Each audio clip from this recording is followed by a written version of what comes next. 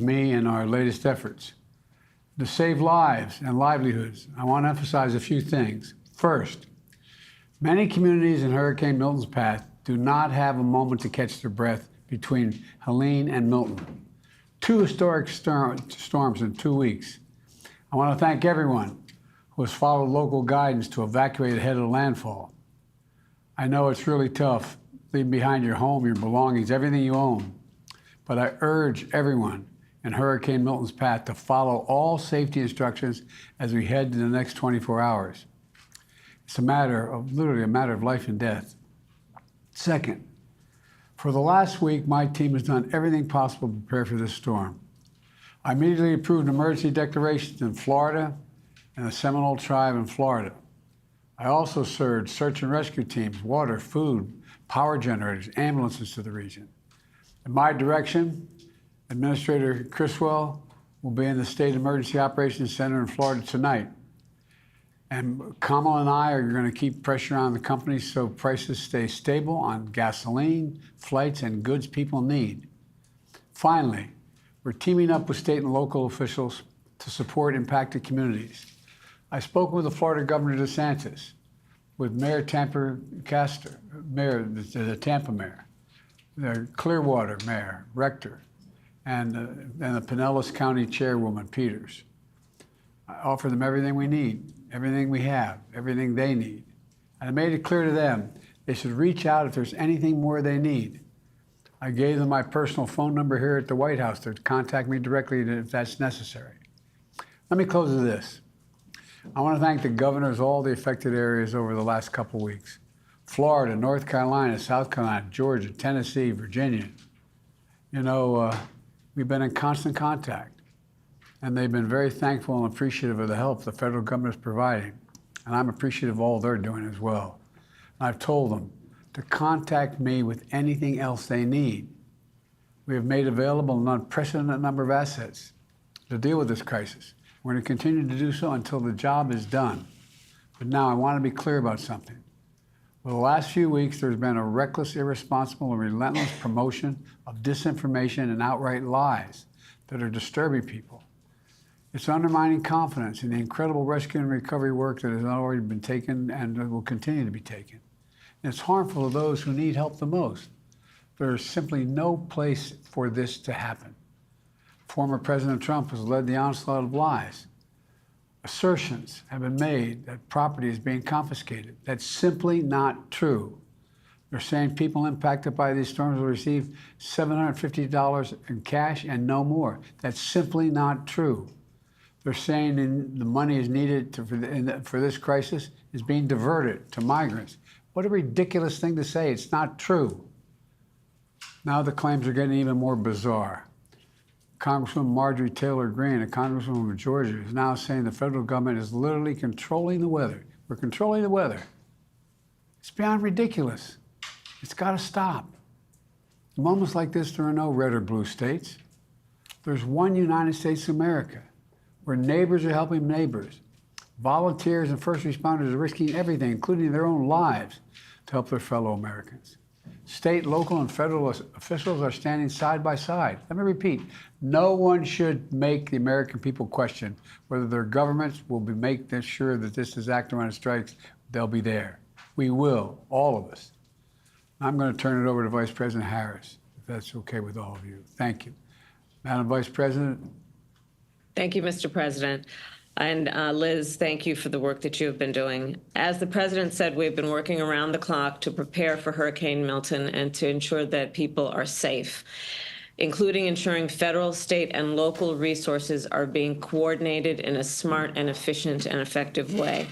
We have also been in constant contact with the leaders in Florida to make sure that we are cutting any red tape that might get in the way of getting relief to folks, to make sure also that communities receive the resources and the support that they need as quickly as possible.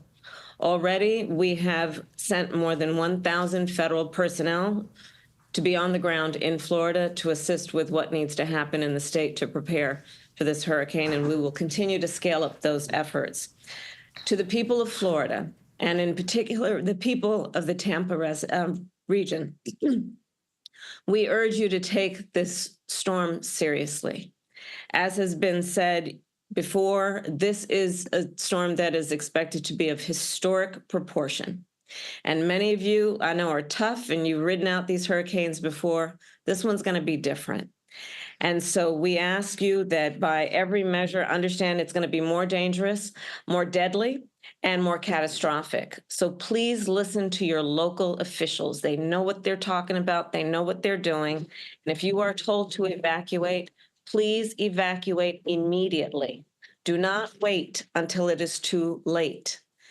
And in the hours and days ahead, President Biden and I and our administration will continue to do everything we can to protect the people who have been in the path of this storm. And once the storm has passed, we will be there to help folks recover and rebuild, as we continue to do for those communities in Florida, Georgia, North and South Carolina, and across the Southeast who have been devastated by Hurricane Helene.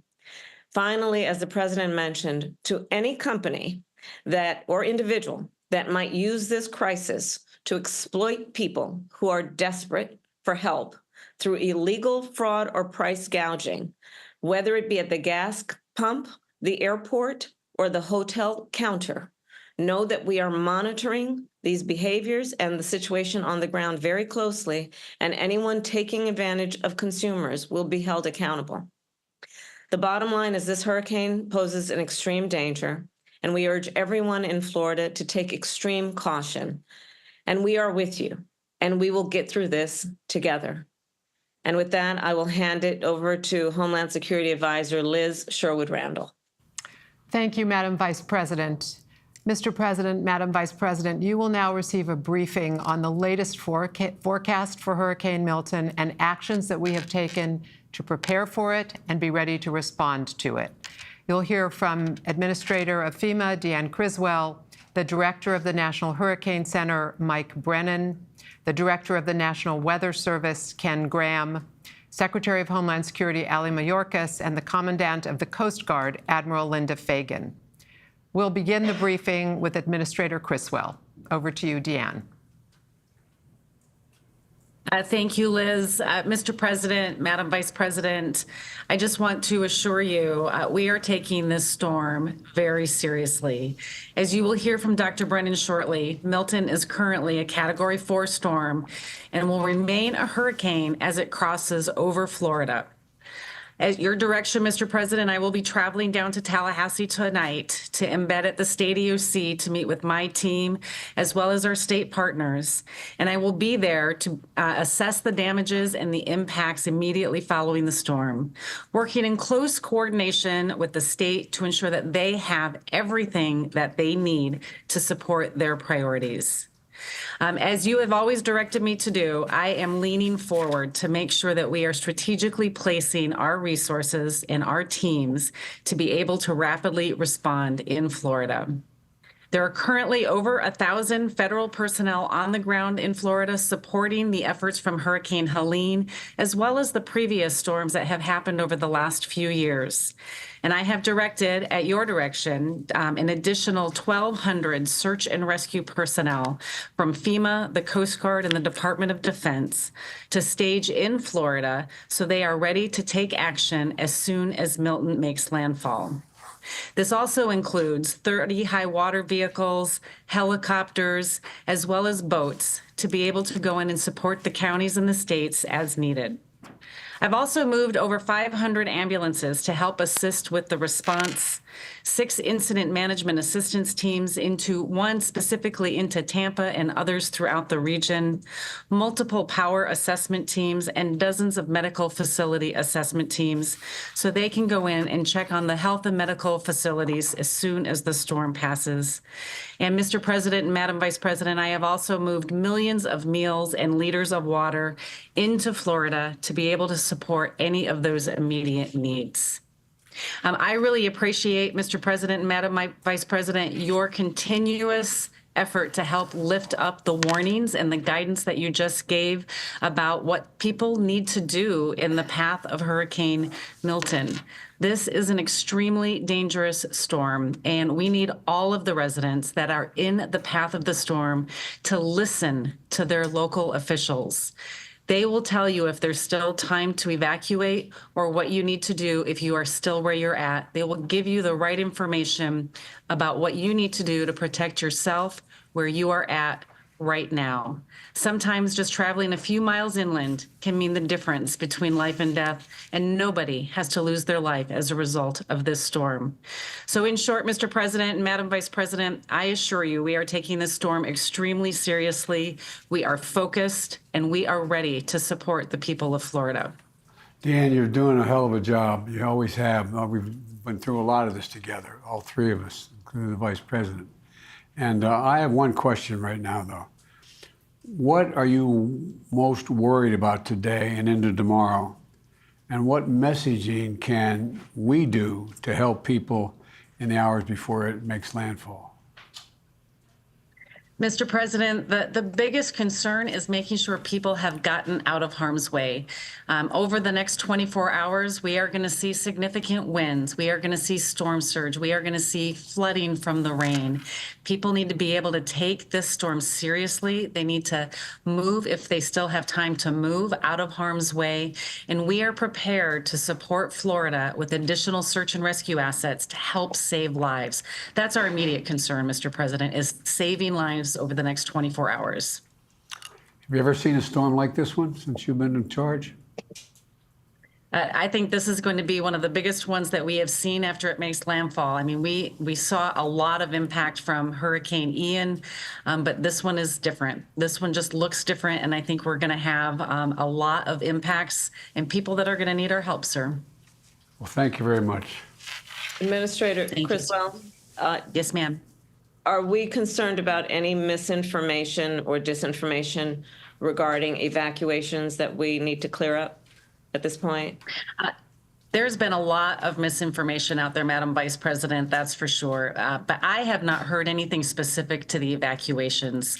I think that the local officials, the state officials have been very strong in getting that message out there and getting people to move out of harm's way. I was in Florida on Monday and met with the mayor of Tampa as well as the mayor of St. Petersburg, and we saw people evacuating. And so they are listening to their local officials, and that was encouraging. That's great. Thank you.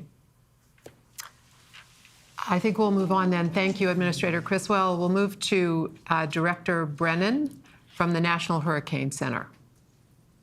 Thank you, Liz. Mr. President, Madam Vice President, good afternoon. As Administrator Criswell mentioned, we are just hours away from seeing a potentially catastrophic hurricane landfall along the west coast of Florida, with the center of Milton expected to cross the coast late this evening or very early tomorrow morning. Is a powerful major hurricane and a large hurricane at that. We are already seeing multiple life-threatening hazards playing out across Florida. We have multiple tornado warnings in effect across portions of southern Florida. We're seeing winds increasing, heavy rainfall spreading across much of the state. And conditions are going to rapidly deteriorate over the next few hours, especially where landfall is going to occur along the west coast. That's where we're expecting that devastating storm surge of as much as 10 to 15 feet above ground level, from somewhere near the Tampa Bay region southward to Port Charlotte, with significant storm surge extending hundreds of miles even farther south to the Fort Myers and Naples area. And that is why we have been supporting so many evacuation decisions to get people away from that devastating storm surge. Time is running out now for people to leave along the west coast before conditions deteriorate further.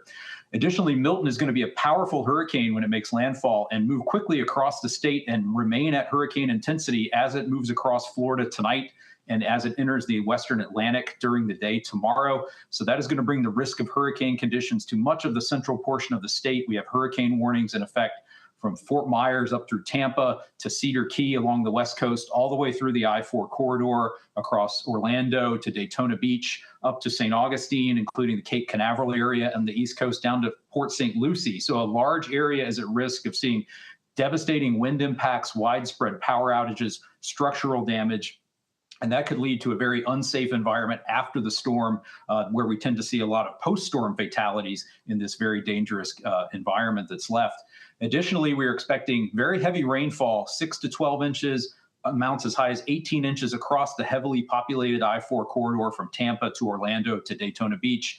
which could lead to widespread catastrophic and life-threatening flash flooding and urban flooding tonight and into Thursday in that area. And that's an area where we lost about 16 people in Hurricane Ian to that same type of flooding. So there's a tremendous risk to both life and property there. I do want to thank the administrator and FEMA and her for her team's support and our coordination on that. And I finally want to thank the NOAA and Air Force Reserve hurricane hunters who've been flying into Milton for days now, providing us just tremendously valuable direct data that has really helped inform our life-saving forecast and warnings. So thank you, Mr. President, Madam Vice President. Mike, I know you're tired of hearing from me. I've been talking to you so much lately, but I appreciate your constant input you've given me and let me know what's going on. What more can you tell us about how the location of this storm is going to affect the storm surge in Florida? I mean, because that's pretty consequential, right? The surge. I mean, that's what you're focusing on. Yes, Mr. President, that just a shift of a few miles in the landfall location will make a big difference in what area sees that very worst storm surge. So a track of the center to the north of Tampa Bay would push the highest storm surge into Tampa Bay itself. A track 5 or 10 or 20 miles south would push that higher storm surge, say, down to the Sarasota, Port Charlotte area. Even as close as we are to landfall, it's not really possible to tell exactly where that worst surge will occur. It's one wobble away from shifting 10 or 20 miles. So that's why we've conveyed that risk across such a large area to help support the evacuation of much of that west central coast of Florida. But Tampa Bay is particularly vulnerable, correct? Correct. Yes, Mr. President. It's one of the most vulnerable locations along the entire west coast of Florida because water gets funneled up into the bay. If you were to see a worst case scenario there, you could see storm surge as much as twice as high as they saw during Helene, where it got up to 7 or 8 feet in the bay. It could potentially get up above 10 feet in this event. Well, thanks a lot, Mike. I appreciate it.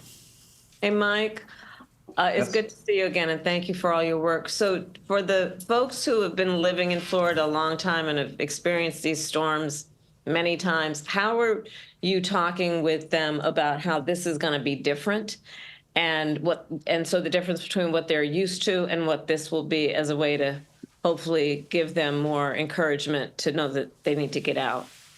Yeah, thank you, Madam Vice President. Yes, we've been emphasizing the size and the intensity of the storm and the direction at which it's approaching, which is unusual and really raises that storm surge risk for the west coast of Florida.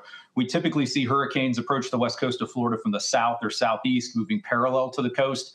This track more perpendicular to the coast really raises the storm surge risk. And the size of the storm is going to produce hazardous impacts across much of the peninsula. So we've been hitting the surge risk on both coasts, actually, the hurricane force winds, the flooding rainfall threat, the tornadoes, and trying to re-emphasize the scale and breadth of the threat, which is somewhat unusual for Milton. Thank you, and thanks for your good work. It's good to Mike, see one you more again. question. Yes, sir. For people listening, what is the width of the state of Florida from the Tampa Bay area across to Sebastian Inlet in that area to Palm Beach? What kind of distance are we talking about? Across the state of Florida, you're probably talking about, 150, 200 miles. That's an estimate, but the storm's going to be moving at 15 miles per hour. So it's going to be moving across that area very quickly. And the tropical storm force winds, the 30, 40 mile per hour winds or greater now extend almost out more than 200 miles from the center. They're going to get even larger as the storm approaches the coastline. So that's going to cause those wind impacts to affect much of the state. The reason I asked the question is I think at least for me, having done a lot of this the last 3 years, emphasizes the consequential damage this storm can do. I mean, it's going to enter Florida on the west as a hurricane and leave as a hurricane, and that's pretty unusual. Anyway, thank you. Yes, sir. Thank you. Thank you so much. We will move on now to the National Weather Service Director, Ken Graham. All right, thanks, Liz. I appreciate it, and wanted to thank Administrator Criswell for everything through this, and Dr. Brennan as well. The Hurricane Center has been really focused on this and on it with such a great forecast the whole way. I just wish we could minimize those impacts, but that doesn't look like what's going to happen. So, Mr. President and Madam Vice President, we continue to work at the National Weather Service with our federal, state, and local decision makers during the storms.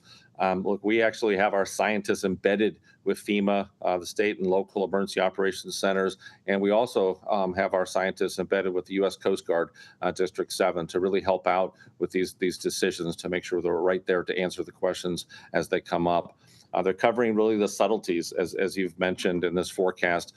Dr. Brennan mentioned those small changes can make a big difference. Little wiggles really do matter. Those small wobbles make a difference in the storm surge. And all these big storms, they wobble and wiggle all the way in. We'll see that happening as this gets closer to landfall. So as Administrator Criswell said, listen to those local officials. I can't stress enough, 30 years with NOAA, 30 years in the Weather Service.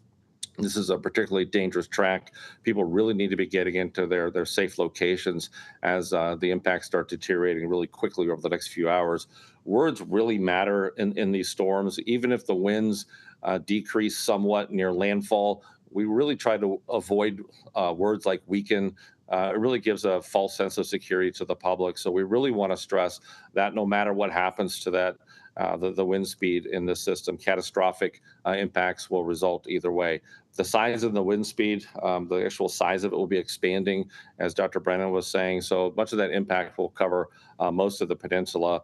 And Mr. President, like you said, Milton, think about it. It just goes over my mind over and over. Milton will enter as a hurricane and exit as a hurricane. So you'll see damage from the landfall point on the west coast, and you'll see damage on the east coast as well. So it's really important to focus on those impacts. Again, seeing those impacts on both coasts. We're really starting to see the impacts as we speak. I was just looking at the radar before doing this meeting here, and we've got tornadoes already touching down in some spots in Florida, and some have been confirmed that have touched down as well. And about 90% of those tornadoes occur on that right front quadrant of a tropical system. So we're really, our folks are at the Weather Service are on duty 24 hours a day, watching that radar to make sure that we can get those warnings out quickly to people so they can take cover. And as Dr. Brennan said, think about it, Mike, right, 140 miles wide. Now we're 200, and we expect it to be greater than 240 miles away from the center with these winds. So that's a huge area that we can see some of that damage. Very concerned about the storm surge, and I wanted to double down on something. It's not just Tampa Bay with that 8 to 12 foot forecast, or 10 to 15 down to Boca Grande. I mean, you could see 5 to 8 feet of storm surge all the way down to Chokoloskee. Think about Fort Myers, Naples, well away from that center. We just got to really keep reminding people they're not safe, even though you're not near the center of the storm. So we'll continue to really message that as we can. The other part of this, flooding could last a while. So unlike other areas with elevation, there's not much elevation in Florida. So some of these rivers are going to be slow to drain. Some of these rivers could stay up for about a week after the storm, and the storm surge will act as a blocker to drain some of that rain from the inland area. So that could really be add some challenges to some communities with the flooding and recovery efforts, as some of the roads will be pretty impassable. So, I was looking at this, Mr. President, Madam Vice President. Yesterday I said the clock was ticking. Today I'm saying the alarm bell's going off. People really need to start getting into their safe place. And as always, the Weather Service remains on duty 24/7 to make sure that decision makers have all the information they need and the updates to this storm. Ken, I'd like to focus on one thing you said. I don't think most people would think it, but the idea that sometimes it takes days for rivers to crest after a major storm like this. Are there any particular areas of concern that that are related to this type of flooding? And how long do you think the flooding conditions could last? In other words, I think people think once the winds are died down and have gotten through that, okay, we're all set. But these rivers flooding are consequential, and it takes time, right? It takes time. That storm surge pushes up every nook and cranny of Florida. So it goes up bays, goes up rivers, it fills in all these areas. And then you add that incredible amount of rainfall, and that rain can't drain because the storm surge has it blocked. So just really looking at some of the areas in Hillsborough River, Alafaya River, the Peace River, some of these type of traditional places that could flood. We really got to watch those areas and those communities. So it takes quite a while for that water to drain. Thank you very much.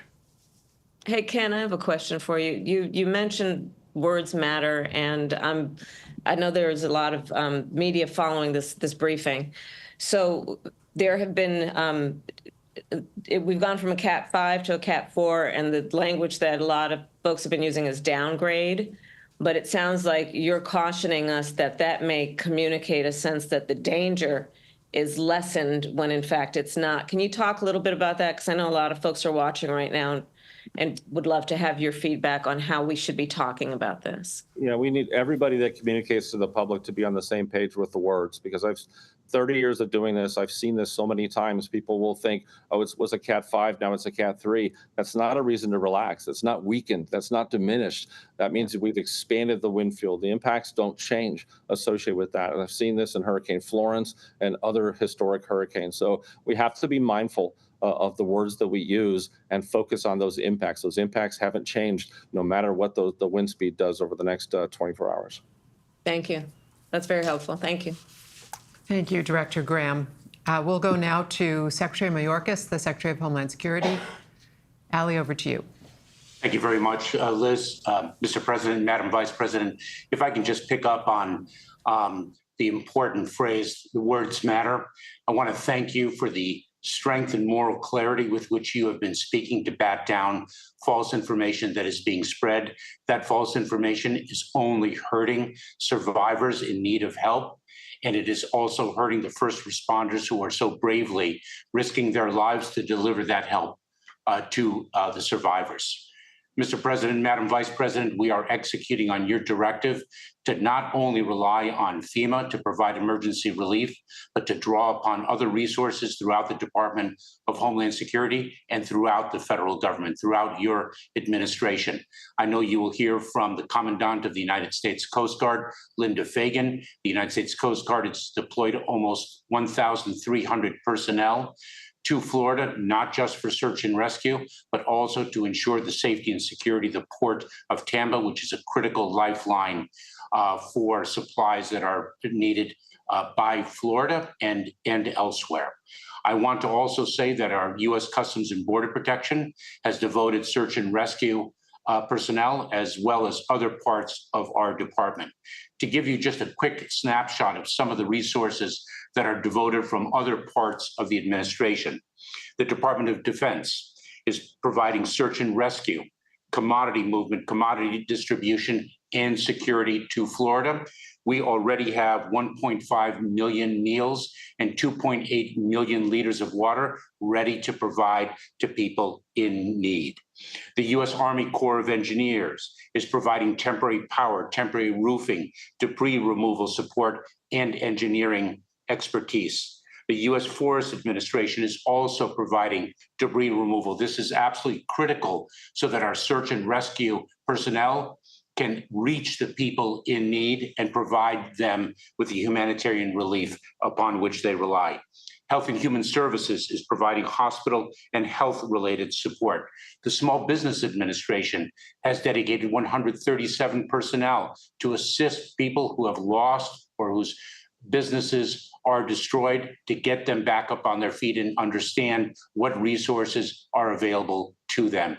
We have an entire administration dedicated to this effort at your direction. And with that, I'll pause. Hey, Ali, Mr. Secretary, do you have everything you need from all the federal departments and the agencies in support of this response? Is there anything lacking? We certainly do have all of the resources. We are well positioned to continue to respond to Hurricane Helene, to respond to Hurricane Milton. Mr. President, we are meeting the moment and meeting the challenges because of the extraordinary people who've spoken before me. Well, I want to thank the governors. They've stepped up. All this disinformation going out about how, we're devoting all this money to migrants, and even one congresswoman suggesting that I control the weather and implying that I'm sending it to red states. It's stuff off the wall. It's like out of a comic book. But, people, when they're in trouble, or for example, and I asked this to our administrator, they said that you get $750 and that's it. If you lost everything, you get $750. That's not it. That's just you give you immediately what you need to get by the next day, to get a prescription, to get a whatever. Are you getting calls already about what we're going to be able to deliver for people who get in trouble? We are, Mr. President. Let me say that, one of the false narratives is that the federal employees who are actually delivering assistance will take an individual's land. And that is causing individuals, survivors, not to approach the people who are there to help and obtain the relief to which they are entitled and that we have available to them. And the Vice President knows very well, as a former prosecutor, that false information only is fuel for the criminal element to exploit individuals in positions of vulnerability. And Madam Vice President, your words at the outset were so very important for that reason. Thank you.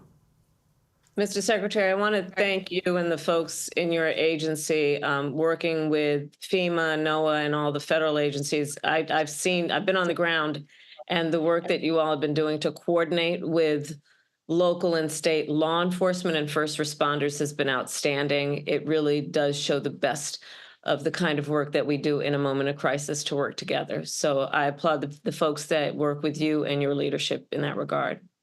Thank you, Madam Vice President. Thank you, Secretary Mayorkas. We'll go now to Admiral Linda Fagan, the Commandant of the U.S. Coast Guard.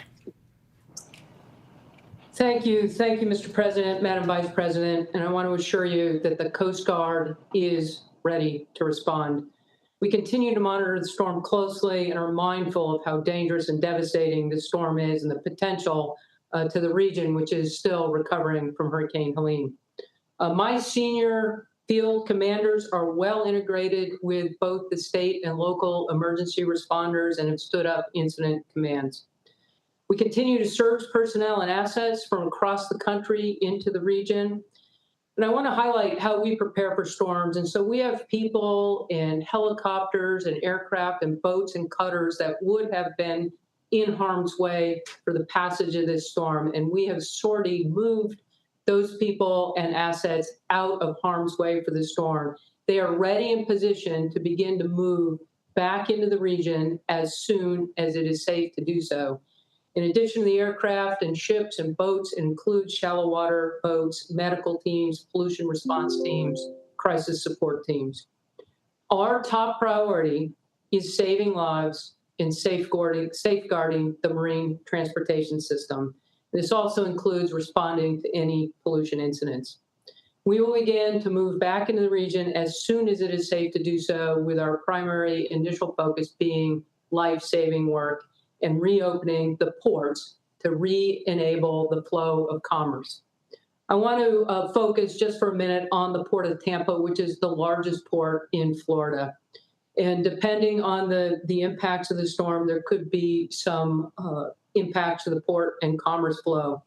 We will conduct overflights as well as bring ships into the region to ensure that the channel and the harbor is clear and safe for commercial traffic. We will work with the Army Corps of Engineers and others to do those assessments.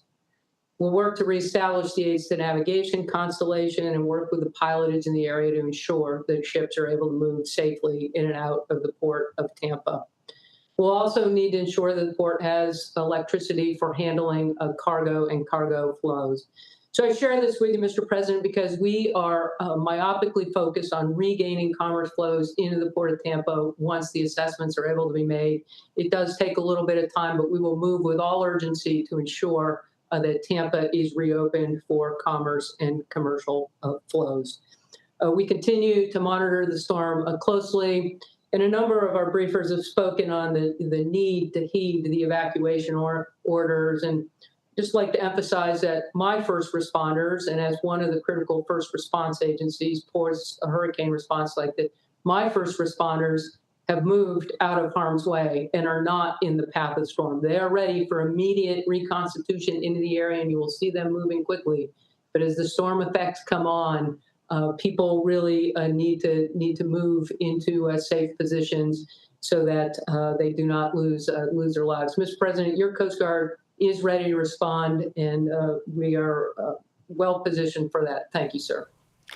Admiral, one of the things that I don't know whether people have not been through any kind of hurricane in the past may not understand is that when the rainfall and the flood surge are significant, but these elevated water levels are likely to be accompanied by large and destructive waves. It's not just the water rising, there's significant waves.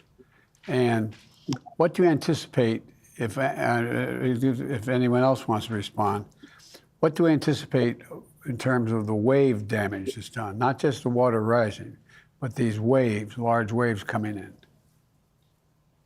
Sir, I'll just touch on the impact of the water and just the flow and significance of any kind of increased water flow, storm surge, whether it's wave driven or otherwise. It creates conditions that are incredibly hazardous to life. People can't swim or save themselves, which again just emphasizes why it's so critical that people evacuate and get themselves out of harm's way. And that allows them for the assessment with regard to any property or property impacts. I know search and rescue is obviously the #1 priority immediately after the storm, but we know that the Port of Tampa is critical for the state and the state's economy and the region as well. What can you and the Army Corps of Engineers do to get the port quickly reopened once this storm passes through?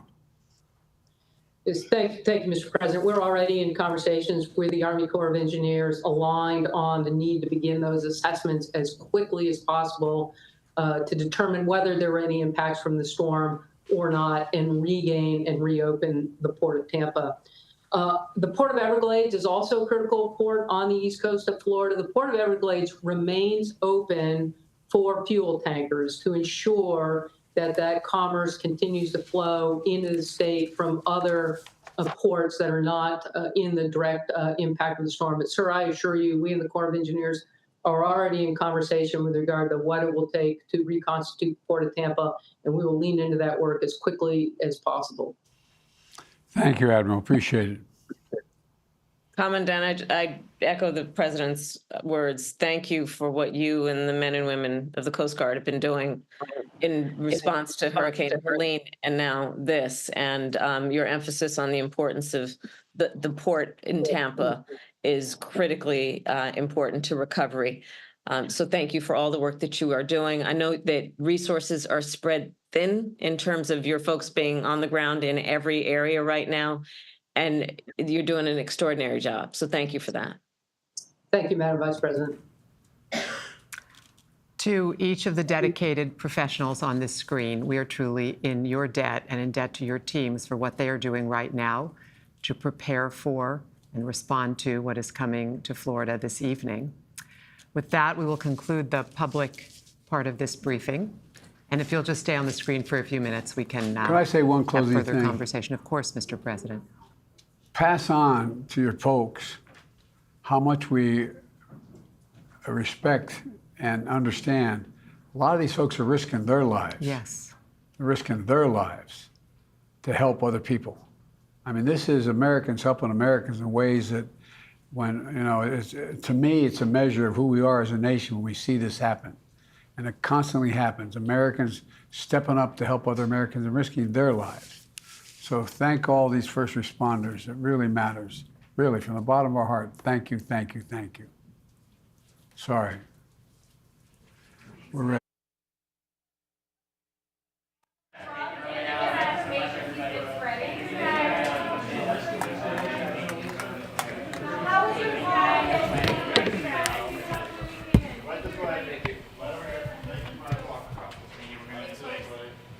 Please follow Chris out.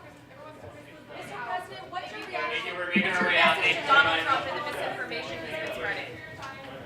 Is Governor DeSantis doing a good job, sir? Thank you, folks.